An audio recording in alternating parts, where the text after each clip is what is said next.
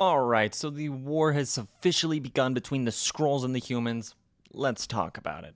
This is going to be a mild spoiler review for the first episode of Secret Invasion. Know that I'm not the world's biggest fan of the Skrulls from Marvel Comics. I'm not the world's biggest expert on it either. So just know going forward that this is my own perspective, kind of a loose fan of this kind of section of the MCU.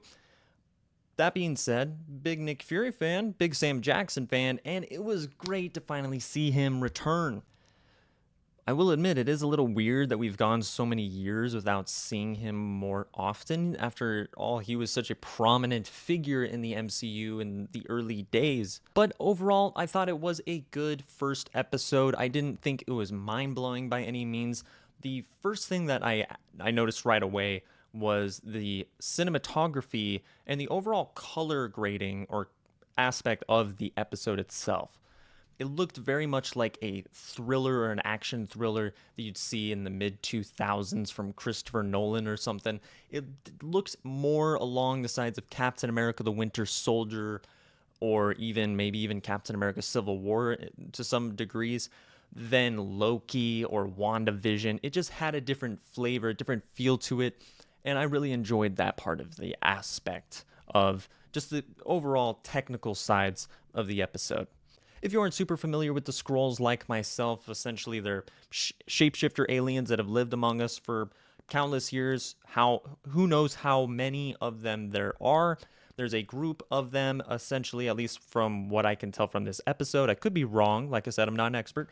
But there's a rebel group of Skrulls that are trying to rise up and take over because they want their own home. All Skrulls want their own home, but there's a certain rebel kind of side corner of Skrulls all serving graphics. And that is, of course, Emilia Clarke's character, Gaia.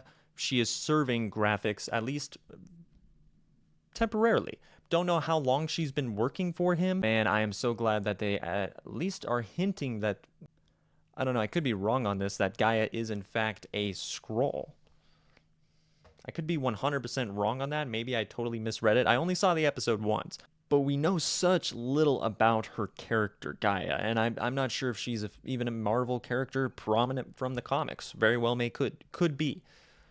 But I'm just glad that she's not just some random character from S.H.I.E.L.D. that's going to just pop up in this season. There's an actual chance she could stick around for future projects outside of just Secret Invasion. I'm a big Game of Thrones fan. I'm a big Emilia Clarke fan outside of even just Game of Thrones, so I want to see her somewhere. I'd prefer maybe even over at DC, but hey, if I could get her as a prominent Skrull or even just prominent Marvel character in the MCU, I'd be happy.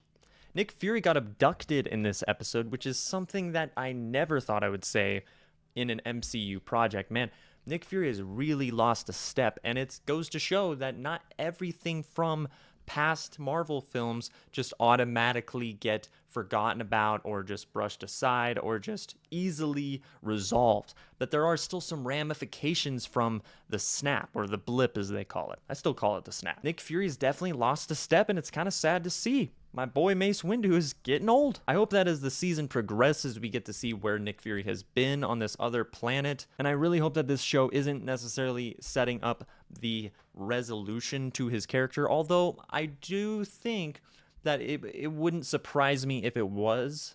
Maybe they have announced that. I don't know. But it wouldn't be the worst idea to maybe start thinking about how to set up a satisfying resolution for this character. This character has been around since the very beginning alongside Robert Downey Jr. Most people forget that. Happy Hogan, Tony Stark, Gwyneth Paltrow's character. Why am I forgetting her name? Well, that happened.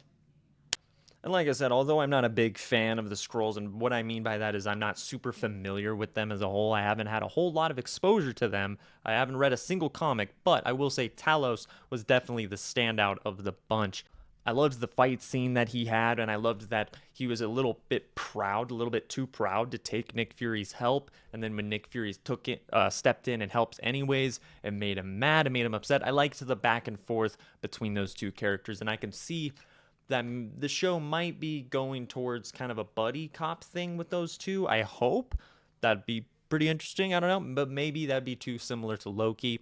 I don't know. We'll have to wait and see. It seems like our main antagonist of the show is definitely going to be Gravik and potentially Sonya Fallsworth. Gaia has a brief but emotional interaction with Talos where he informs her that her mother has passed away and that everything she's doing is against her last wishes, which eventually does end up making Gaia want to kind of rethink her decisions and rethink her alliances. But unfortunately, there's just too many actions that have already been put in motion. The dirty bombs go off, and Sam Jackson, Nick Fury, is there to witness not only Gravik, but also the death of Maria Hill.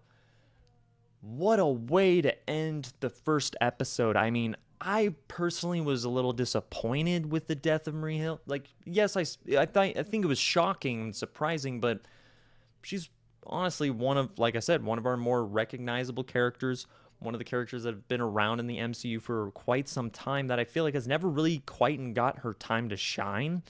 And a lot of us thought maybe this season was going to be it. This show was going to be it. So it definitely came out of left field. Well, left field. And I do think maybe there's more to it. Obviously, I don't think she was a Skrull, but there's certainly that possibility.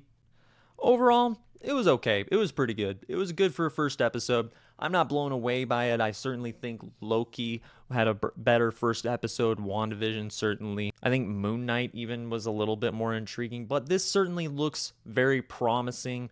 There's nothing about it that turned me off by it. I'm just simply not the world's biggest Skrulls fan or even biggest MCU fan after the last several projects. But more importantly, what do you guys think about this project? What do you think about Secret Invasion, the first episode, the second episode? If you've seen it, let us know down in the comments below. And thank you very much for watching.